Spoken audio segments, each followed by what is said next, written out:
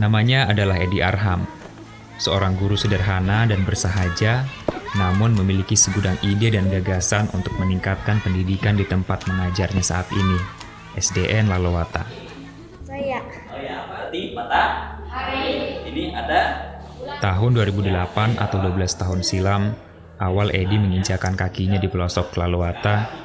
Di sini, Edi melihat sebuah kenyataan bahwa mayoritas warga desa tidak bisa membaca dan menulis. Sementara anak-anak mereka butuh pendampingan dari orang tuanya. Bagaimana, Aslan, mamamu? Pintar membaca? Iya. Oh, rajin dia membaca? Iya, Pak Guru. Persoalan inilah yang memotivasi Edi berinovasi dengan mengembangkan ide klinik baca tulis. Awalnya, tidak mudah bagi Edi Arham untuk mengenalkan klinik baca tulis, mengingat sangat jarang orang tua murid yang mau diajari oleh anaknya sendiri. Assalamualaikum. Orang tua murid yang tidak mampu baca tulis didata, lalu Edi mengunjungi satu persatu rumah setiap muridnya, Jadi Tante, memberikan pemahaman mengenai program klinik baca tulis agar para orang tua mau diajar oleh anaknya. Jadi klinik sendiri itu merupakan akronim. Jadi klinik itu kalau kita artikan secara kata itu sebuah tempat untuk mengobati. Sementara kalau sesuai akronimnya, klinik itu adalah komunitas literasi in infinitum kognisi. Jadi in infinitum itu tidak terbatas. Jadi siswa yang mengajar dan orang tua yang diajar atau orang-orang yang putus sekolah yang tidak tahu membaca itu adalah sasaran-sasarannya. Cabe. Klinik baca tulis ini sudah dilakukan Edi Arham dan murid SD Lalowata selama 2 tahun terakhir. Salah satu anak murid Edi Arham yang berhasil menerapkan program klinik baca tulis di keluarganya adalah Aslan. Dalam pengajaran klinik baca tulis, Edi menyerahkan sepenuhnya jadwal mengajar kepada murid dan orang tuanya. Karena rata-rata orang tua mereka bekerja sebagai petani dan pekebun.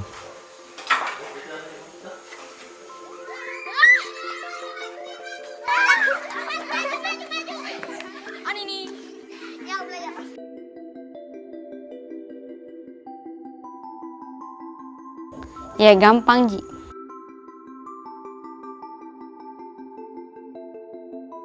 Saya baca duluan, baru suruh baca kembali.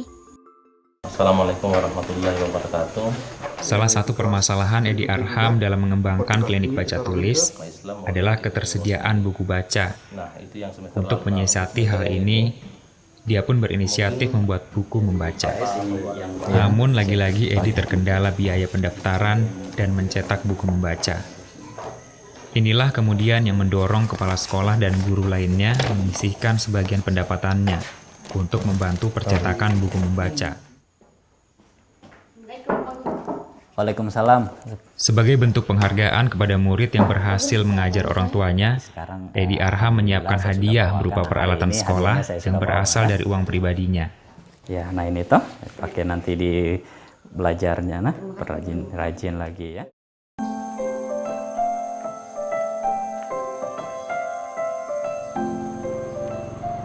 Letak Lalowata yang berada di pelosok menyebabkan Edi Arham harus berangkat sejak pagi sekali.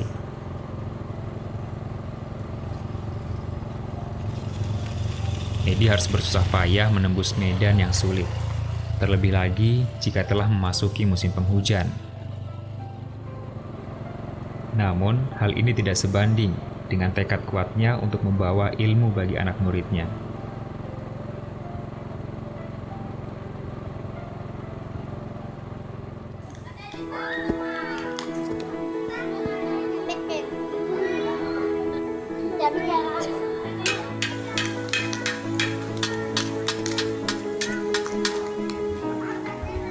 Sekarang kita ingin pelajari tentang gerhana matahari. Siapa yang tahu tentang gerhana? Ya, Aisyah. Gerhana itu Pak Guru kalau lagi siang jadi gelap. Siapa lagi yang tahu? Saya Pak Guru. Pak Guru itu naga Pak Guru udah makan bulan jadi hilang cahayanya Pak Guru. Hari itu, Edi mengajarkan metode sederhana, memperkenalkan galaksi ruang angkasa kepada muridnya, dengan alat peraga yang disebutnya Mega Sigra. Terus ini ada bulan. Alat ini merupakan media simulasi proses terjadinya gerhana. Hanya bermodalkan alat sederhana saja, Edi mampu membuat para murid lebih mudah memahami proses gerhana secara langsung. Ada bulan yang menghalangi sinar matahari, kita tidak lihat lagi cahaya. Seperti tadi dibilang Aisyah. Jadi ini saya buat dari mesin jam dinding. Ini ada globe kecil, kemudian ini alat-alatnya sederhana. Jadi ini mudah didapatkan semua, kayak ini pelampung, kemudian ini pulpen. Jadi jangan anggap bahwa ketika kita bertugas di daerah terpencil kita akan kehabisan akal, tetapi bagaimana kita menggunakan apa-apa yang ada di alam sekitar kita, di lingkungan sekitar kita menjadi sebuah media pembelajaran. Tertutup sama bulan. Nah, kalau sudah tertutup, misalnya ini, kalau dia sudah tertutup, itu namanya gerhana matahari total. Jadi kita yang ada di Indonesia ini, di Indonesia kita tidak bisa lihat matahari karena dipele oleh. Jadi selama masa bertugas itu banyak hal, banyak suka duka, yaitu ketika misalnya kendala yang kita hadapi, ketidakadaan listrik, ketidakadaan jaringan telepon seluler. Namun semua kendala-kendala itu bagi saya bukan menjadi tantangan, tetapi saya jadikan peluang untuk memotivasi saya untuk berbuat, sehingga kendala-kendala itu saya jadikan sebagai motivasi untuk saya untuk berbuat lebih baik.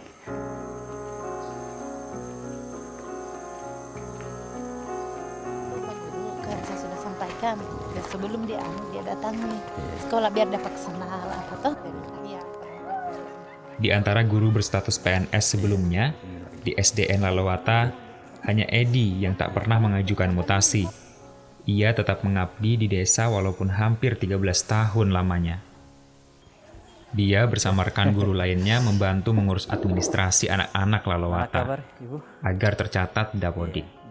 Jemput bola ini dilakukan karena Edi tak mau generasi Lalawata bernasib seperti mayoritas orang tuanya yang tidak bersekolah. Jadi kami datang ke rumah warga ini untuk mengambil data mereka karena beberapa siswa itu belum terdata secara resmi di sekolah di Dapodik itu. Jadi kita datang untuk membantu mereka dalam pengurusan administrasi masuk sekolahnya mereka.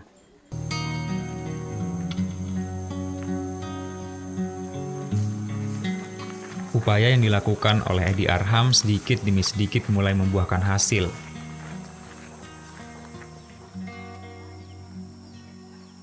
Warga desa Lalawata kini mulai sadar pentingnya pendidikan untuk masa depan anaknya.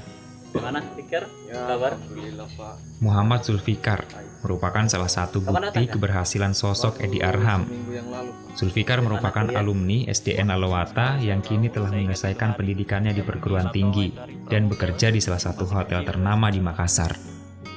Bagi Zulfikar, Edi adalah sosok guru panutan yang terus mendorong dirinya bersekolah.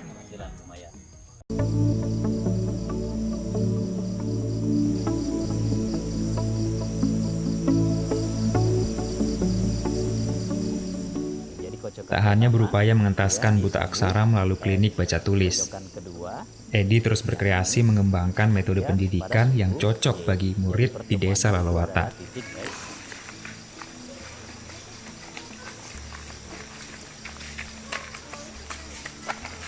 Salah satunya melalui rumah pohon. Rumah pohon ini merupakan sarana bermain sekaligus belajar.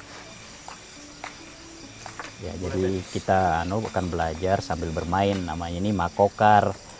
Ayo, hati-hati. Halma koordinat kartesius. Jadi ini adalah lembaran halma koordinat kartesiusnya, bagus kayak halma toh. Jadi di sini, Edi tak sekadar mengajar berbasis kurikulum, namun menyelipkan pembelajaran dalam permainan anak. Berbekal alat sederhana bernama halma makokar. Dan Y, misalnya kita kocok S-nya di sini. Yang pertama keluar tadi minus 2, nah berarti X-nya minus 2. Dia biasa bermain bersama muridnya, sambil mengembangkan kemampuan berhitung mereka dengan cara yang lebih mudah diterima anak-anak. Nah ini X-nya 4. Siapa lagi yang kocok? Oh ya.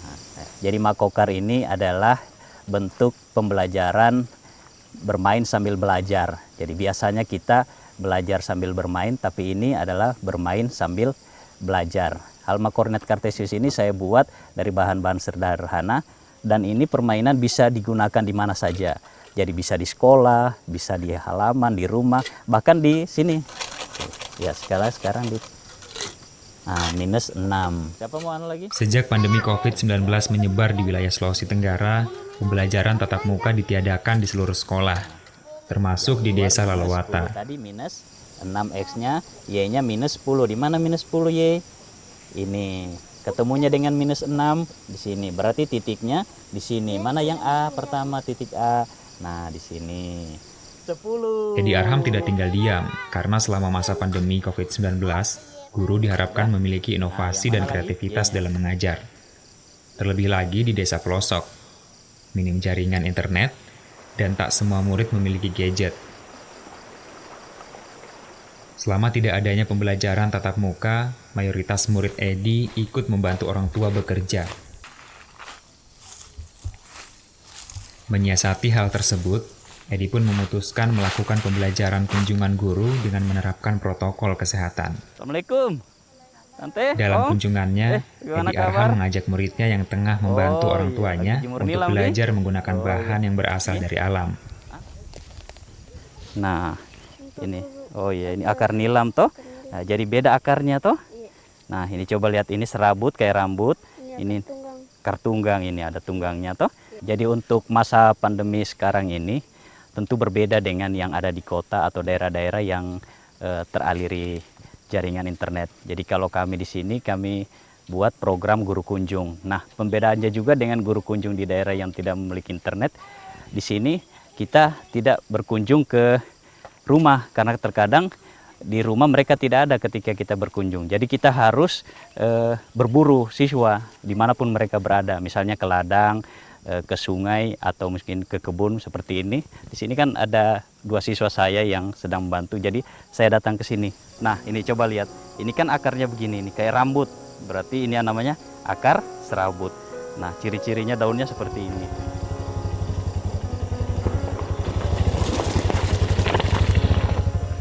Agar anak-anak tetap bersemangat belajar selama pandemi COVID-19, Edi Arham mengembangkan metode pembelajaran dinamis kontekstual agar mudah dipahami oleh muridnya. Jadi, bagaimana kabar ini? Baik-baik, Ji? Toh? Mantap. Oh, pakai masker dulu, nah. Karena kalau COVID jadi harus pakai masker. Nah. Ya, oke. Ayo sekarang kita belajar masalah ukuran kubikasi. Toh, karena tadi kan bilang 1 kubik, toh? Oke, sekarang kita belajar. Ayo, sini, ayo. Nah, coba. Dalam metode ini, Edi tidak mengajarkan mata pelajaran berdasarkan kurikulum, harus mengukur, namun mengajarkan kemampuan dasar sesuai dengan aktivitas yang tengah dilakukan muridnya. Di situ juga. Jadi pembelajaran dinamis kontekstual itu adalah sebuah strategi yang saya kembangkan di daerah terpencil. Jadi dinamis kontekstual itu ada pembelajaran yang dinamis, tidak terikat. Biasanya kita misalnya harus di kelas atau harus dengan program-program yang sudah ditentukan. Kalau saya tidak. Jadi misalnya saja ketika saya datang di tempat ini, tempat anak-anak yang sementara lagi kumpul batu, jadi saya berusaha memasukkan materi pembelajaran yang ada hubungannya dengan aktivitas mereka. Istilah 1 kubik harganya 100.000. Nah, itu.